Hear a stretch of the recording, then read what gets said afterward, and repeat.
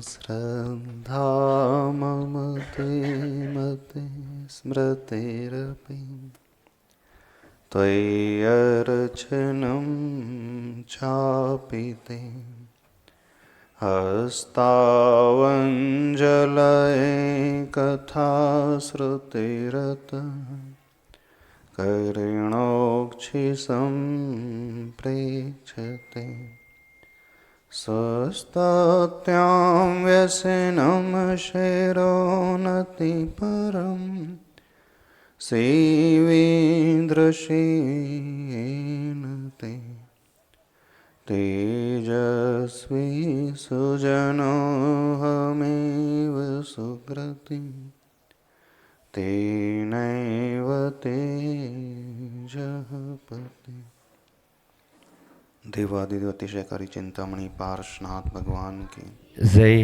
संत श्रोमणी आचार्य भगवान गुरुदेव श्री विद्यासागर जी महाराज की जय। आचार्य श्री समय सागर जी महाराज की जय। जय बोलो नरिया पक्षमन युवा प्रणेता अध्यात्म योगी मधुर वाणी वक्ता मुनि वीर सागर जी महाराज की जय। मुनि संघ की जय। नमोस्तु महाराज जी नमोस्तु।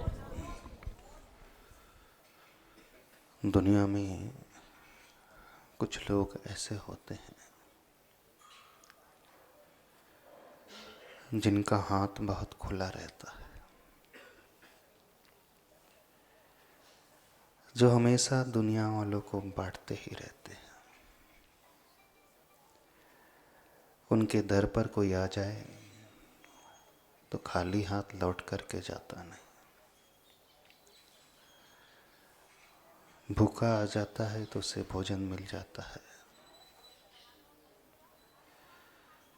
कुछ आकांक्षा को लेकर के आ जाता है तो उसकी आकांक्षाएं पूरी हो जाती हैं। चारों तरफ प्राय हर इंसान बड़ा दुखी है, बड़ा परेशान है। सभी को कुछ ना कुछ कमियां लगी हुई हैं।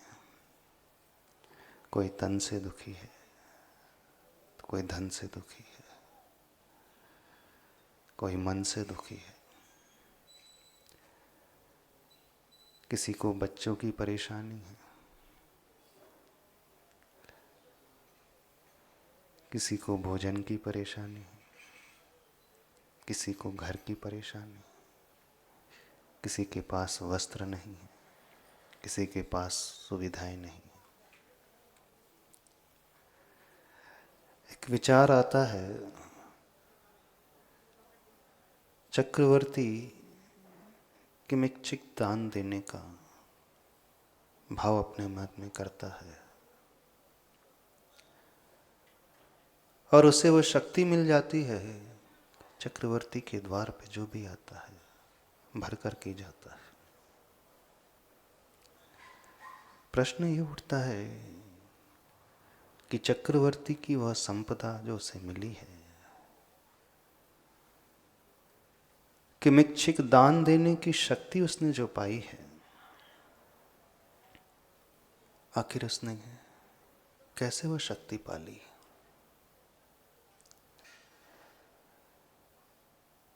वह भी एक मनुष्य है और आप लोग भी हो। आप लोगों के द्वार पे जो भी आते हैं, क्या उन्हें सब मिल जाता है जो उनकी इच्छा होती है? आप उनकी इच्छाओं को पूर्ण कर देते हो। एक भिखारी आता है, उसे भरपेट भोजन मिल जाता है? नहीं मिल पाता। एक व्यक्ति की बात कर रहे हैं, 4-6 आ जाए तो? भिखारी तो छोड़ दो, आपके 4-6 रिश्तेदार एक साथ आ जाए तो आपको विकल्प होने लगेगा ना? कहाँ से आ गए?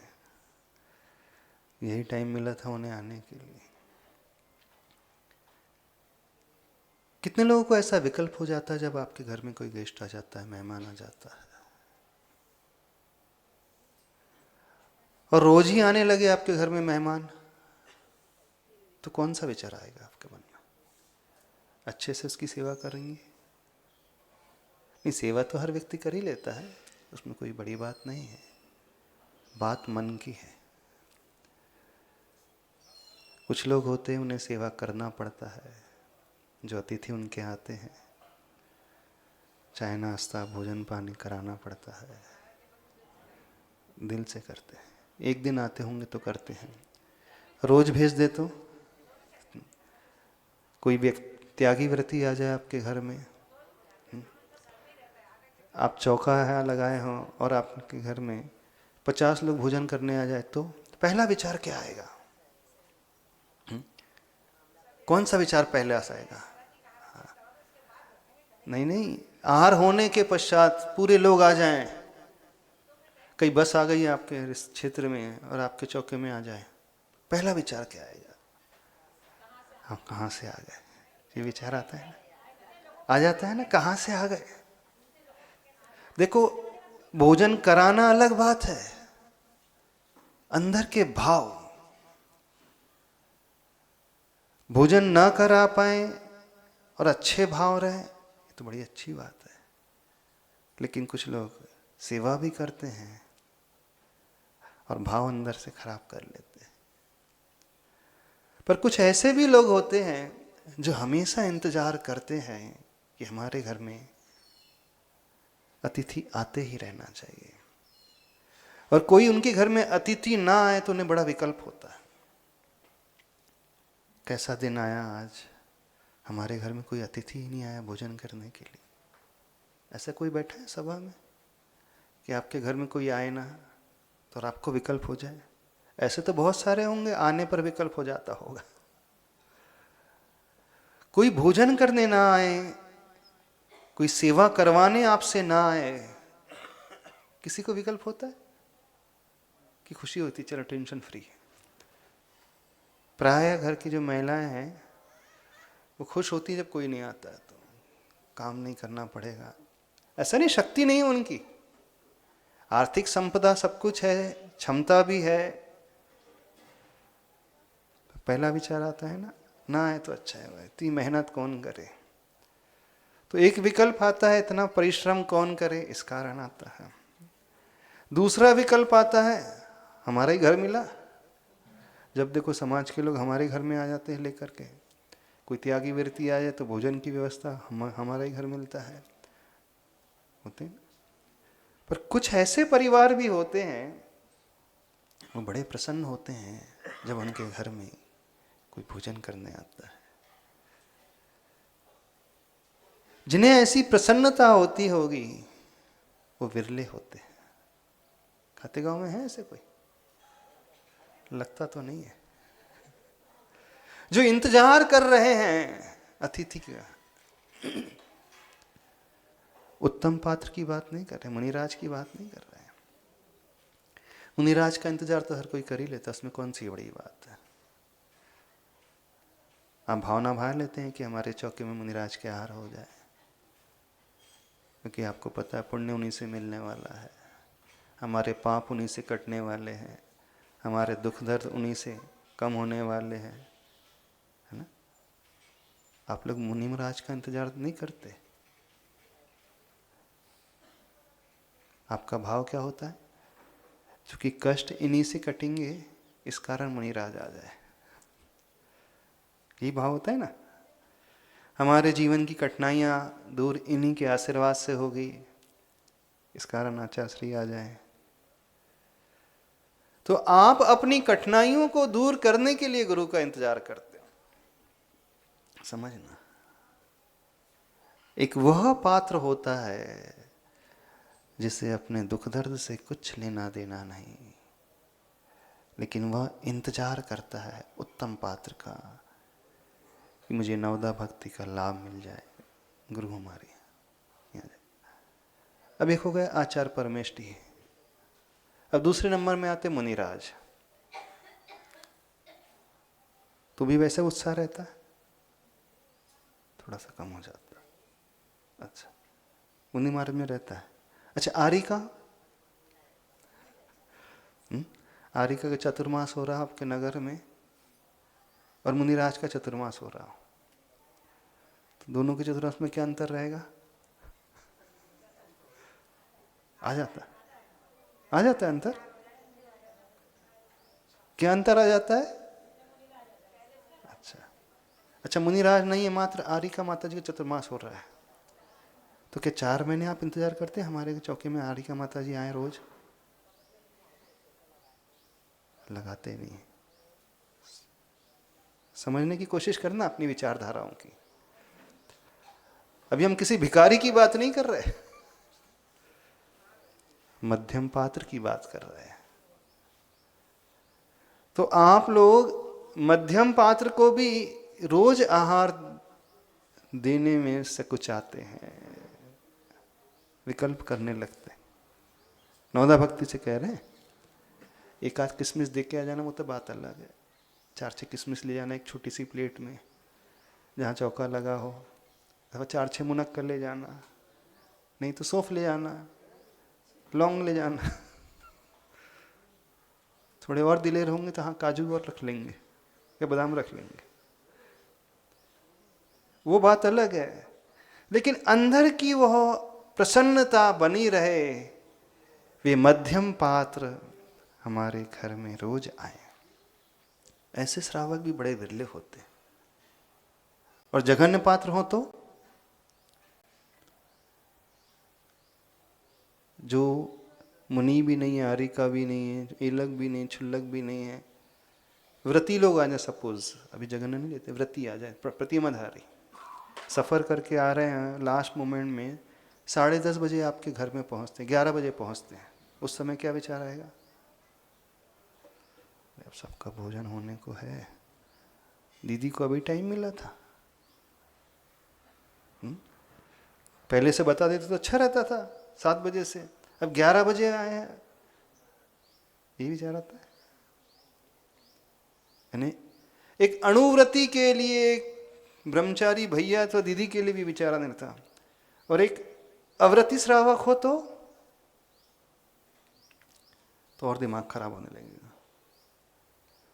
और एक कोई सामान्य व्यक्ति हो तो और ज्यादा परिणामों में हीनता आने लगती। अब देखना आपके परिणामों में परिवर्तन किस प्रकार से आ रहा है।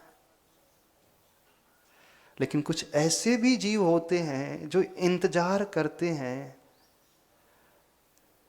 तब तक मुख में अन्न का कण नहीं देते हैं जब तक वो किसी को भोजन ना करा दे, आहार ना दे दे। ऐसा है कोई यहां पर? कोई नहीं। अच्छा, कितने लोग ऐसे हैं वो तब तक इंतजार करते हैं जब तक मुनिराज का पड़गाहन ना हो जाए, उसके बाद मुख में पानी की एक बूंद देते हैं। चतुर्मास नहीं हो रहा तब की बात कर रहे हैं, होने की बात नहीं कर रहे हैं। चतुर्मास नहीं है आपके नगर में और आप इंतजार कर रहे हैं आहार वेला हो जाए पूरी, अथवा द्वारा प्रेक्षण कर रहे हो। द्वारा प्रेक्षण करते हो कभी? आप तो चतुर्मास होने पर भी रोज द्वारा प्रेक्षण नहीं करते होंगे, सत्य कह रहे हैं ना? तभी द्वारा प्रेक्षण करते जब आपके घर में चौका लगता, उसके बिना नहीं करते। पर कुछ ऐसे भी लोग होते हैं, ऐसे भी श्रावक होते हैं, साधु नगर में हो अथवा न हो, वो द्वारा प्रेक्षण के लिए खड़े रहते हैं। और जो इस भावना को भाने वाला होता है वो नवदा भक्ति के पुण्य को अपने आप कमा लेता है। यह पुण्य दान देने से ही होता है ऐसा नहीं, उस भाव को करने से। वो पात्र मिले तभी आप पुनः कमा पाओ ऐसा नहीं, आपने वो भाव पैदा कर लिया, उस वक्त का इंतजार कर लिया कि जब तक 2.5 दीप में जितने भी मुनिराज हैं उनका आहार शुरू ना हो जाए तब तक हम एक बूंद भी पानी की अपने मुख में नहीं डालेंगे। ऐसे कितने का नियम है?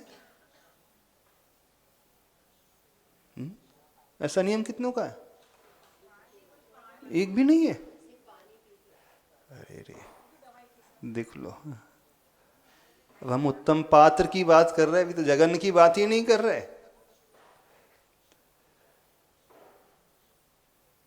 वो चक्रवर्ती किमिच्छिक दान का स्वामी क्यों बनता है? थोड़ा सा इस बात को समझने की कोशिश करें। हम चाहते हैं आप लोग इतने सक्षम हो जाओ, इतने सक्षम हो जाओ कि जो आपके द्वार पर आए खाली हाथ लौट कर ना जाए। आप लोगों का मन इतना विशाल हो जाए कि कोई आपके घर पे आए भोजन की बेला में और आपके मन में कोई विकल्प पैदा ना हो, इधर उधर के भाव पैदा ना हो। अरे इस टाइम पे आ गए, अब फिर से बनाना पड़ेगा, पूरा कार्य शुरू से प्रारंभ करना पड़ेगा, इतनी मेहनत कौन करे आज के जमाने में। हम चाहते ऐसा हो जाए तो कितना अच्छा है। मन भी प्रसन्न, वचन भी प्रसन्नता को भरे हुए और तन भी। बनना चाहते हो ऐसे? आशीर्वाद, आशीर्वाद से कोई नहीं बनेगा। ऐसी पात्रता आशीर्वाद से कभी नहीं आती। ऐसी पात्रता उस विचारधारा से आती है जो स्वयं को करना पड़ता है। 64 रिद्धियों में एक रिद्धि का वर्णन आता है, अक्षीण रिद्धि। उसके दो भेद होते हैं, अक्षीण महानस रिद्धि और अक्षीण महालय रिद्धि। अक्षीण महानस रिद्धि वो रिद्धि होती है जिन मुनिराज को ये प्रकट हो जाती है और किसी कुटिया में मुनिराज के आहार हो जाए। आहार समाप्त होने के उपरांत भोजन समाप्त नहीं होता। कितने भी लोग उस कुटिया में भोजन करने के लिए आ जाएं, 50-100 की बात नहीं कर रहे हैं, करोड़ों लोग भी आ जाएं, चक्रवर्ती की पूरी सेना भी आ जाए, तो भोजन वो आहार समाप्त नहीं होता है। क्या गजब का चमत्कार है। 64 रिद्धियों में जो अन्य रिद्धियां हैं उनका प्रभाव तो विशेषकर मुनिराज के ऊपर ही पड़ता है, अथवा उनका प्रभाव किसी अनचेतन व्यक्ति पर पड़ता है।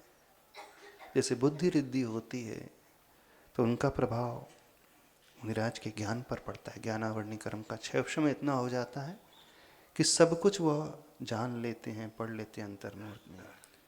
विक्रिया रिद्धि होती है तो उनका लाभ भी मुनिराज को ही होता है। विक्रिया रिद्धि के माध्यम से वे जहाँ चाहे आकाश में गमन कर सकते हैं, यहाँ बैठे बैठे सुमेरु पर्वत तक पहुँच सकते हैं। वो सूक्ष्म शरीर, महान शरीर, लघु शरीर, भारी शरीर ऐसा बना लेते हैं। तप रिद्धि की विशेषता होती है, उनको इतनी शक्ति पैदा हो जाती है, ऐसी शक्ति उद्घाटित हो जाती है कि मासोपवास करने लगते हैं। बल रिद्धि तो उनका मनोबल बढ़ जाता है, वचन बल बढ़ जाता है, काय बल बढ़ जाता है, उस रिद्धि का प्रभाव। रस रिद्धि तो उनकी अंजलि में आया वो आहार नीरस आहार रसदार बन जाता है। ये जो 7 रिद्धियां हैं अथवा 62 रिद्धि गिनाई गई, उनके प्रभेद होते हैं, प्राय उनका प्रभाव मुनिराज को मिलता है, लाभ उन्हें मिलता है। औषध रिद्धि में लाभ उस व्यक्ति विशेष को मिलता है जो बीमार होता है, रोगी होता है, उन्हें अनचेतन को मिलता है। मूल रूप से देखा जाए तो अधिकतर रिद्धियां ऐसी होती है जिनका बेनिफिट मुनिराज को मिलता है। उसमें औषध रिद्धि विशेष रूप से ऐसी होती है जिसका बेनिफिट उस श्रावक को मिलता है। बेनिफिट पाने वाले जीव हैं। लेकिन अक्षीण महानस रिद्धि ऐसी रिद्धि होती है जिसका इफेक्ट उस आहार पर पैदा हो जाता है, जड़ वस्तु पे। यानी इतना ज्यादा आहार बढ़ता चला जाता है, करोड़ों लोग भी उस चौके में भोजन करने के लिए आ जाएं तो वो आहार समाप्त नहीं होता। अब किन्हीं रिद्धि प्रकट होती है, कौन से मुनिराज? हाँ, बड़ी विशेष रिद्धि है। आहार मुनिराज कर रहे हैं और उसका फल आहार पर पड़ रहा है। क्यों नहीं रिद्धि प्रकट हो गई? जानते हो, वे कभी आप जैसी विचारधारा वाले नहीं रहे होंगे, क्योंकि आप लोग तो मन से भी एक नंबर के कंजूस। क्यों सेठी सही बोल रहे कि नहीं? मन से एक नंबर के विकल्प करने वाले। कोई आपके घर में चौके में आ जाए भोजन करने, भोजन तो करा दोगे, ऐसा नहीं कि खाली भेजोगे उसे, लेकिन मन में कई बार इधर उधर के विकल्प पैदा कर लोगे, बेमन से भोजन कराओगे। ऐसे ही ना? सत्य कह रहे हैं ना? कभी कभी, हाँ कभी कभी अच्छे से करा देते हैं। और रोज यदि भेजने लगे, कमेटी वाले व्यवस्था बना दे कि जिनके यहाँ आहार होंगे मुनिराज के, सारे समाज के लोग वहीं भोजन करने जाए तो क्या होगा? क्यों काला जी? हाँ, चौका बंद हो जाएगा। तो बोलेगा हमको चौका नहीं लगाना। कौन इतनी झंझट मोल है? मुनि महाराज से समझ में आते, सारे समाज को हम ही भोजन करा है, ठेका हमने लेकर रखा है क्या? ब्रह्मचारी को करा दोगे, लेकिन सारी समाज की हम बात कर रहे हैं। अरे इतनी झंझट कौन पाले? हाँ, छुल्लक जी बोले ब्रह्मचारी को भी दिक्कत हो जाती है। बोले करना पड़ता है। एक छुल्लक जी बोल रहा करना पड़ता है। और कराएंगे वे तो ठीक है, काम चलाओ, निपटाने वाला। भाव देखना कैसे है। अब अक्षीण महानस रिद्धि जिन मुनिराज को प्रकट हुई है, वो कैसे प्रकट हुई है? इस भावना के बल पर प्रकट हुई है। पूर्व में जो उन्होंने भावना भाई है, और ऐसा नहीं मुनि अवस्था में भावना भाई है, श्रावक अवस्था में भावना भाई है, जो हमेशा अतिथि समविभाग व्रत का पालन करते हैं पात्र। अतिथि समविभाग व्रत जानते हो क्या होता है? आहार करने के पहले वे हमेशा इंतजार करते हैं कि हमारे चौके में कोई ना कोई अतिथि तो आ ही जाए। भरत चक्रवर्ती के बारे में आता है, भरत चक्रवर्ती था, लेकिन वो हमेशा द्वारा प्रेक्षण करता था। साधु हो अथवा न हो नगर में, उसकी बात, इसका इंतजार ही नहीं करता था। सोचता ही नहीं थी कि हमारे नगर में, हस्तिनापुर में, अयोध्या में साधु हैं कि नहीं। मेरा कर्तव्य है पहले मुनि को दे आहार, फिर मैं आहार करूंगा। तो वो इंतजार करते थे, प्रतीक्षा करते थे, खड़े रहते थे अपने राजमहल के दरवाजे पे, कहीं से मुनिराज आ जाए। और चारण रिद्धिधारी मुनिराज भी आ सकते। और आप लोग, समाज में क्या व्यवस्था है? अब 3 महाराज हैं तो लिस्ट बन जाती है। कुछ सुशील ऐसी है ना? क्या लिस्ट बन जाती है? अलॉट हो जाता है डेट वाइज। गलत तो नहीं कह रहे? हाँ, सबका धर्म ध्यान ना छूटे। हाँ, तर्क देखो क्या दे रहे हैं, सबको लाभ मिले, है ना, सबको लाभ मिले। तो इस कारण डेट डिसाइड कर लेते, 1 से 3 तारीख तक हमारी, फिर 4 से 6 तक उनकी। 3 महाराज था, 3 ही चौके, 4 ही चौके। वाह! एक तरफ वो चक्रवर्ती है, वो इंतजार कर रहा है, प्रतीक्षा कर रहा है कि कहीं से तो साधु आ जाए। साधु हो अथवा ना हो, ना होने पर भी इंतजार कर रहा है, द्वारा प्रेक्षण खड़ा कर रहा है, खड़े होकर के आ जाए, आ जाए। और आपके नगर में साधु हैं, आपने डेट अलॉट कर दी है। सेठी जी क्या 1 से 3 तारीख, काला जी क्या 4 से 6 तारीख। और कौन है, कौन कौन है यहाँ? बाकलीवाल, कासलीवाल, पट्ठा, रारा, और कौन कौन? गंगवाल, पाटनी, और भी कोई बैठे? हाँ, तो आप लोगों ने लिस्ट बना दी है कि इतने दिन में इतने है, इतनी तारीख से इतनी तारीख तक। आप लोग आहार दान नहीं देते हैं, आप लोग साधु का पेट भरते। दान कभी साधु के पेट भरने के लिए नहीं दिया जाता है, दान अपने व्रत का पालन करने के लिए दिया जाता है, आहार दान। जो व्रती हो जाता, अतिथि संविभाग व्रत नियम ले लेता है, वो व्रत उसके लिए असंख्यात गुणी कर्म की निर्जरा के हेतु होते हैं, तो वो अतिथि संविभाग व्रत का पालन कर्म निर्जरा के लिए करता है, सातिशय पुण्य के अर्जन के लिए करता है। और जो डेट डिसाइड कर लेते हैं वो साधु का पेट भरने के लिए करते हैं। तो आप साधु का पेट भरने के लिए करोगे, उसमें कोई पुण्य नहीं मिलने वाला आपको, क्योंकि आपका भाव दान का है ही नहीं।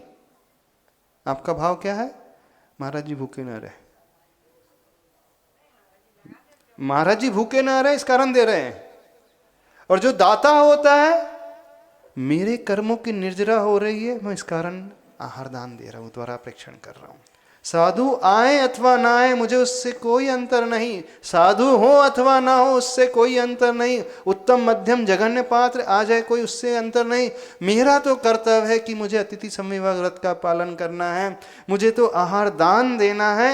इसलिए देना है कि जीवन भर मैं सिर्फ पाप ही पाप कमाता हूं, व्यापार करके, जीवों की हिंसा करके पाप ही पाप कमाता हूं।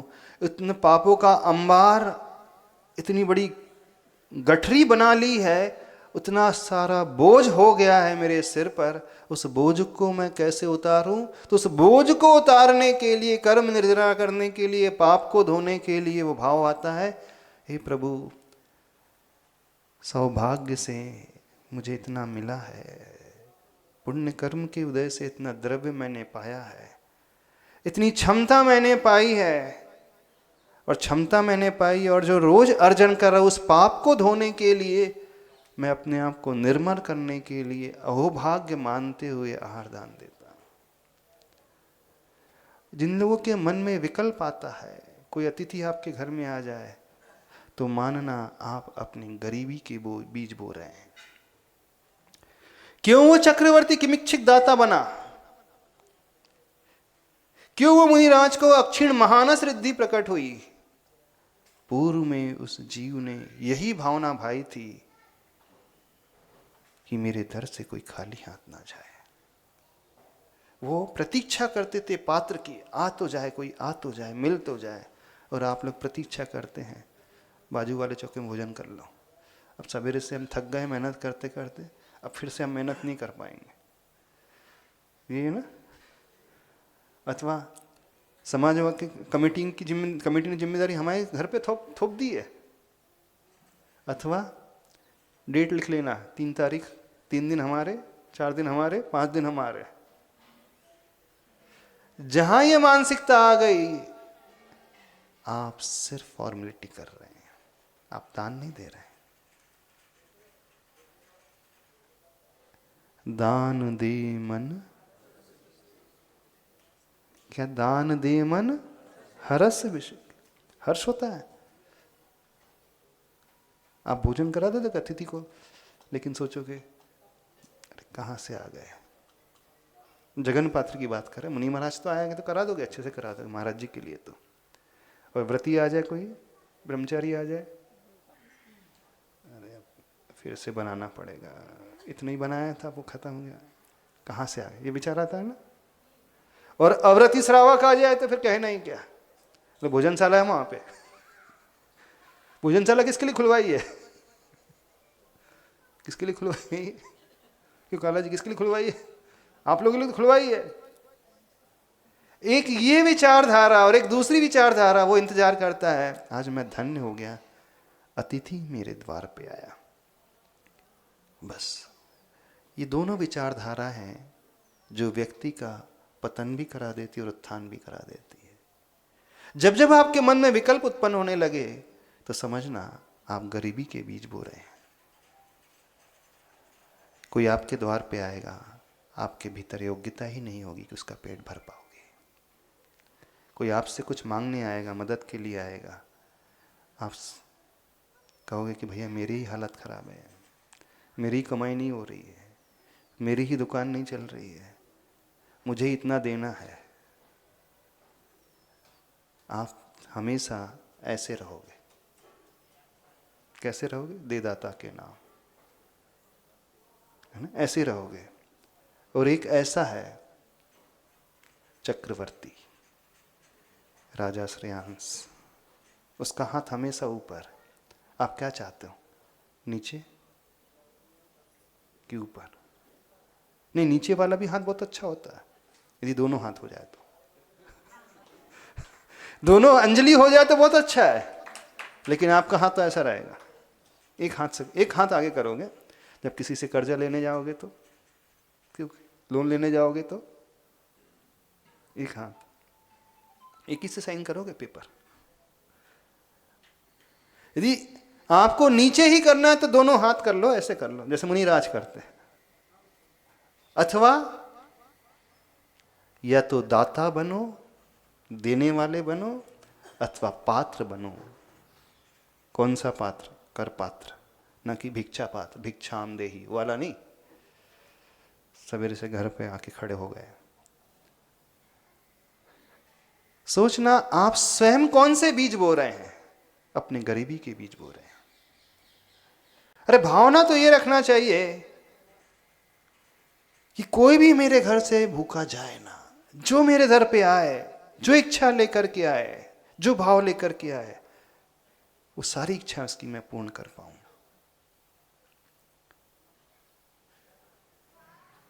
एक बार की बात है,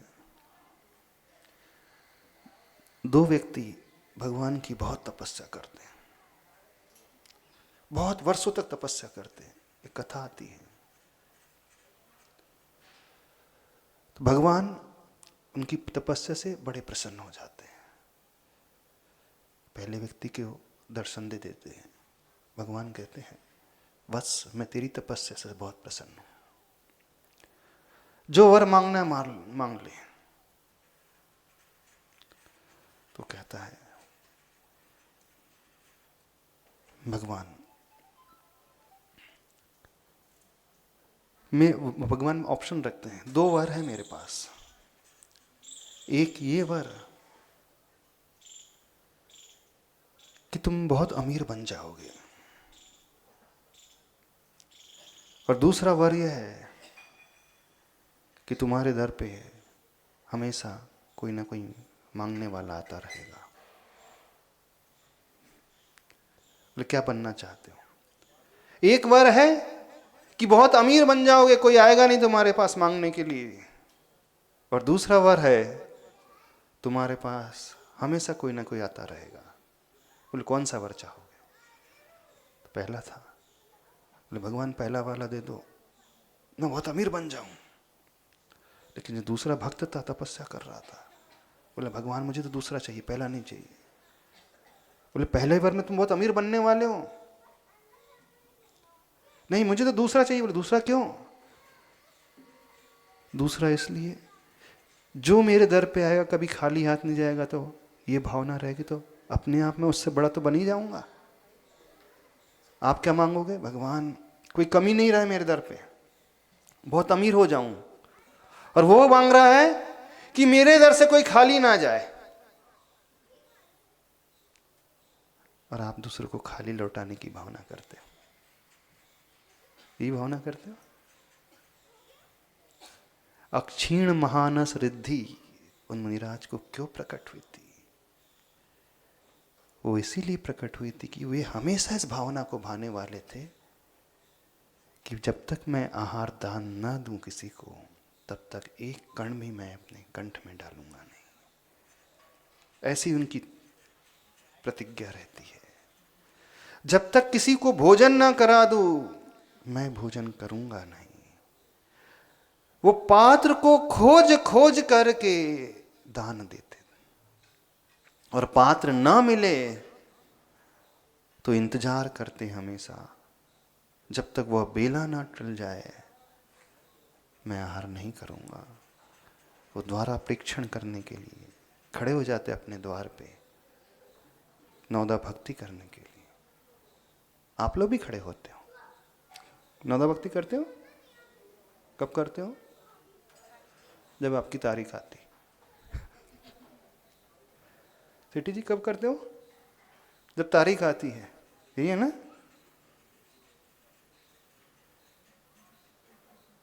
गिन के कहाँ खिलाया जाता है? जब कोई होटल में जाता है तो जो वेटर है ना वो लिखते रहता है, 1 नान हो गई, 2 हो गई, 3 हो गई, 4 हो गई, लिखते रहता है ना वो। 4 रोटी हो गई, बिल भी जुड़ता है 40 रुपये 50 रुपये। और जो माँ खिलाती है, माँ यदि रोटी गिनने लगे, आज 4 खा ली बेटे तूने, 5 खा ली, माँ रोटी गिनती कभी? क्यों? यदि बेटा गिनता भी हो तो माँ मना कर देती है, गिन करके नहीं खाया जाता। ऐसे होता है ना। आज की माँ का पता नहीं, यहाँ की माँ का पता नहीं हमें, पर पहले जो माँ होती थी वो गिनने के लिए हमेशा मना करती थी, गिन के रोटी नहीं खाना। और गिन के रोटी कहाँ खिलाई जाती है? लॉज में हाँ, रेस्टोरेंट में वो गिनते रहता है, कितनी हो गई, जितनी रोटी उतना बिल। तो आप लोग क्या गिन के देते हो ना आहार? 4 दिन की ड्यूटी हमारी है। 4 दिन की सेठी परिवार की, 4 दिन की काला परिवार की, 4 दिन की पीला परिवार की, 4 दिन नीला परिवार की, 4 दिन गंगवाल, माकलीवाल और कासलीवाल। पाटनी जी कौन से? ऐसी है ना। जहां गिनने का भाव आ गया, इतने दिन हो गए चौका लगाते लगाते, बहुत हो गया अब तो, समझना वो दान नहीं है, वहां व्यापार है। वो गिनता क्यों है? जितनी ज्यादा खाएगा तो उसको खुशी होती है। रेस्टोरेंट में उसको खुशी होती है, इतना लंबा बिल बनेगा। और माँ ज्यादा खिला करके खुश होती है, बिल के लिए नहीं, हाँ बच्चे की हेल्थ को देख करके, दिल के लिए। हाँ, बड़ी अच्छी बात, बड़ी कवि हूँ। वो दिल के लिए खुश होती है और वो रेस्टोरेंट वाला बिल के लिए खुश होता है। तो आप लोग गिन के देते हो ना? कैसे नहीं? 4 दिन हो गए, 6 दिन हो गए, अब 9 महाराज जी 9 दिन तो हो गए, 10 दिन हो गए, अब बहुत हो गया, अब इससे ज़्यादा नहीं हो पाएगा। किसके लिए? उत्तम पात्र के लिए। जाओ, कभी किमिच्छिक दान देने योग्य नहीं बन पाओगे आप, कभी चक्रवर्ती जैसा वैभव नहीं मिल पाएगा, कभी बड़े दाता नहीं बन पाओगे, क्योंकि मन में विकल्प आ गया, गिनने का भाव आ गया। वो दाता बनता ही तब है जब वो दिल खोल देता है। उससे विकल्प तब होता है जब कोई उसके द्वार पे नहीं आता, और आपको खुशी तब होती है, चलो अच्छा रहा आज, टेंशन फ्री, खुशी होती है ना। कई लोगों को सूतक लगने पर बड़ी खुश हो जाती है, अब 10 दिन फ्री, ना अभिषेक करना, ना पूजा करना, ना द्रव्य देना। सही से बताना, भावों की परिणति कैसी है। प्रायः हर जगह यही होता है, यही होता है हर जगह। गिन करके, दिनों की गिनती, अथवा जितने साधु हैं उतनी गिनती, चौकों की गिनती। हाँ, ये गरीबों के मसीहा। दुख ना हो जाए, चौका खाली चले जाए तो इसका उतना ही लगाना। जितने साधु उतने ही, बाकी खाली चले जाएंगे ना तो उनको दुख होगा। ये अपाय विचय धर्म ध्यान ध्याने वाले, हम उनको दुखी होता हुआ नहीं देखना चाहते, इस कारण 9 है तो 9 ही लगेंगे। समझो क्या विचार है। भाव ऐसे करना सीखें। अतिथि को देव माना गया है भारतीय संस्कृति में, अतिथि देवो भवः। बस यदि आप ये चाहते हो कि मैं भी चक्रवर्ती जैसी संपदा को पालूं, तो और कुछ नहीं करना है, देने का भाव करते चले जाओ, बांटने का भाव करते चले जाओ। बांटता चलूं, मैं बांटता चलूं। प्रायः ऐसा नहीं कि आप मना कर देते हैं, खिलाते तो हैं, लेकिन बेमन से खिलाते, जबकि होना चाहिए दान दे मन हर्ष। हर्ष कहाँ होता है? खेद विशेष है। उल्टा ही तो हो रहा है सबको, नहीं हो रहा उल्टा? अचानक आ जाए कोई पात्र तो विकल्प हो जाए, दूसरे गांव से कोई व्रती आ जाए तो विकल्प हो जाए, अव्रती भोजन करने आ जाए तो विकल्प हो जाए, कोई मेहमान आ जाए तो विकल्प हो जाए। खाली नहीं भेजोगे, कराओगे, लेकिन विकल्प सहित कराओगे।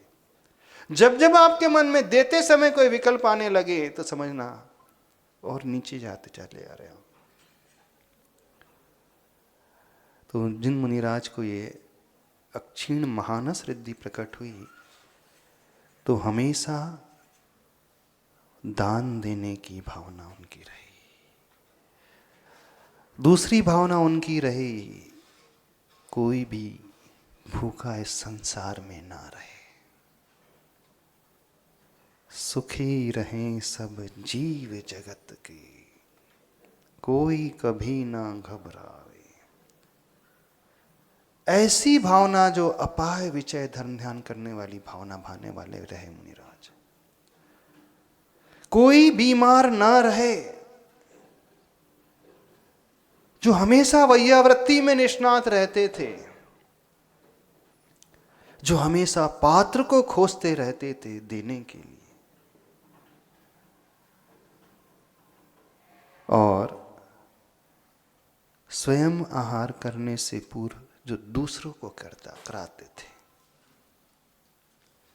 दूसरों की वैयावृत्ति में निष्णात, आहार संबंधी वैयावृत्ति में।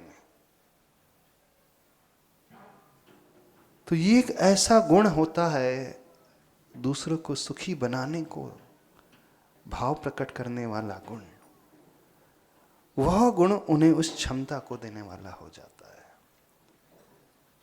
ऐसी साधना उन मुनिराज ने की थी और उसका प्रताप अक्षीण महानस रिद्धि प्रकट हो गई। जहां आहार हुए करोड़ों लोग भोजन करके चले जाते, भोजन समाप्ति नहीं होता है। पूर्व में गृहस्थ अवस्था में किमिच्छिक दान देने की शक्ति को पा जाएगा वो व्यक्ति, इतना बड़ा श्रेष्ठी बन जाएगा कि जो भी इसके द्वार पे आएगा, जो इच्छा लेकर, जो कामना लेकर के आएगा, खाली नहीं जाएगा। तो ऐसा गुण अपने भीतर प्रकट पैदा करना सीखो और उन मुनिराज की भक्ति करना सीखो जो अक्षीण महानस रिद्धिधारी हैं। ओम ह्रीम अक्षीण महानस रिद्धिधारिये नमः, उनकी पूजा करें। दूसरी रिद्धि आती अक्षीण महालय रिद्धि। अक्षीण महालय रिद्धि वो होती है, उन मुनिराज के पास जो आ जाए जगह कम ना पड़े, जगह बिल्कुल कम ना पड़े। असंख्यात देवी देवता भी आकर के बैठ सकते हैं, चक्रवर्ती की सेना भी आकर के बैठ सकते हैं। जहां वो बैठे हैं, विराजित है, वहां लाखों लोग भी आ जाए छोटे से स्थान में तो उनको आश्रय मिल जाता है। जैसे आकाश द्रव्य होता है अवगाहन शक्ति को लिए हुए, आकाश द्रव्य सबको अवगाहन देने वाला होता है। ऐसी विचारधारा जिस व्यक्ति की होती है, जो आश्रय दान दुनिया को देता है, वह इस शक्ति को पाता है। जो बड़े बड़े व्रतियों को, त्यागी को खोज करके आश्रय दान देने वाला होता है, जो संत निवास बनवाता है, जो त्यागियों के रहने के स्थान को बनाने वाला होता है, जो गरीब को कुछ एक कमरे का दान दे देता है। ऐसे भाव जिनके होते हैं जैसे वह सूकर, कथा पता है ना, आश्रय दान में कौन प्रसिद्ध हुआ था? सूकर प्रसिद्ध हुआ था। मुनिराज को आश्रय देने के लिए उसने अपने प्राणों की भी बलिदान कर दिया था। और आपके घर कोई आ जाए, रुकने के भाव से आ जाए तो मन में इधर उधर के विचार आने लगेंगे। जो दुनिया को शरण देने की भावना रखता है वह व्यक्ति उस अक्षीण महालय रिद्धि को पाता है। जो दूसरों के लिए स्वयं अपना स्थान खाली कर देगा, ऐसे विचार जिसके होंगे। आप लोग तो पहले अपना रिजर्वेशन कराते हो। मंदिर में भी ये मेरी जगह है, यहाँ कोई आना नहीं चाहिए, यही मैं पूजा करता हूँ, यहाँ कोई और बैठना नहीं चाहिए पूजा करने के लिए, ये मेरी टेबल है। आप उसे बाहर कर देते हो। और कुछ ऐसे भी होते हैं अपना स्थान दूसरे को देते, बोले आप यहाँ बैठ के कर लो, हमें कोई विकल्प नहीं। आप तो रुमाल रख करके चले जाओगे, ऐसी है ना, सीट रिजर्व करने के लिए। हाँ, मेरी जगह है। कोई शरण लेने आए तो आप शरण ना दो। तो जो शरणागत को शरण देने वाला व्यक्ति होता है, वह अक्षीण महालय जैसी रिद्धि को पाता है। आलय का अर्थ होता है स्थान। और वह कभी क्षीणता को प्राप्त ना हो, जो अक्षीण बना रहे। उसके पास जो भी आए उन्हें हर व्यक्ति को स्थान मिलता चले जाएगा। कभी संक्लेश का भाव नहीं होगा। आपके घर में अतिथि आ जाते, रुकने के लिए आ जाए तो क्या करोगे?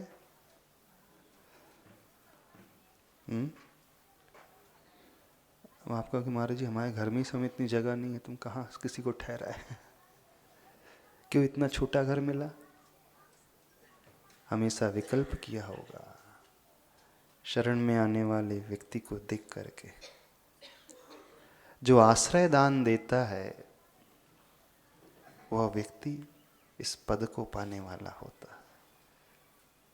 और जो आहार दान देता है, वह अक्षीण महानस रिद्धि को पाने वाला होता है। ना तो आप आश्रय दान देते हो, आहार दान तो देते हो, लेकिन कितने उतार चढ़ाव के साथ देते हो ये आप देख लेना। जो लोग मंदिर की जगह में बैठे रहते हैं, मंदिर की प्रॉपर्टी में बैठे रहते हैं, मंदिर के किराए के घर में अथवा मंदिर की दुकान में, वे लोग अपना गरीबी का बीजारोपण कर रहे हैं।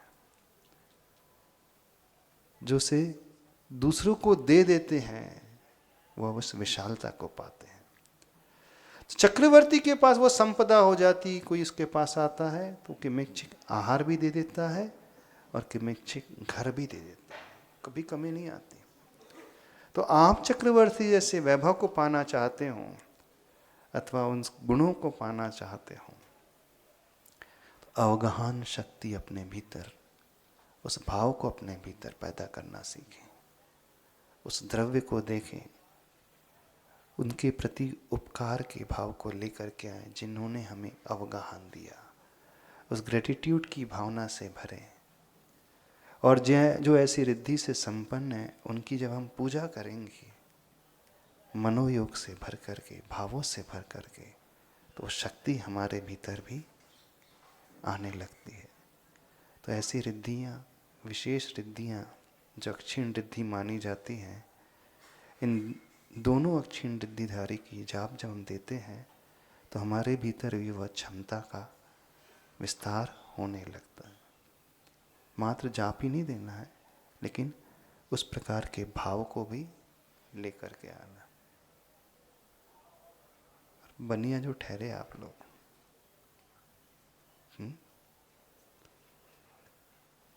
बनिया ही हो ना। दिनों की गिनती करोगे, चौकों की गिनती करोगे, कमरों की गिनती करोगे, घर की गिनती करोगे, कुछ नहीं कर पाओगे जीवन में। जीवन में ऊपर उठना चाहते हो तो इस धारणा को बदलो। दान दे मन हरस विशील है, देकर हर्ष का भाव। इतना ही नहीं, पात्र का इंतजार करने वाला वो होगा, तब इस गुण को प्राप्त कर पाएगा। बदलाव लाओगे अपने भीतर? नहीं।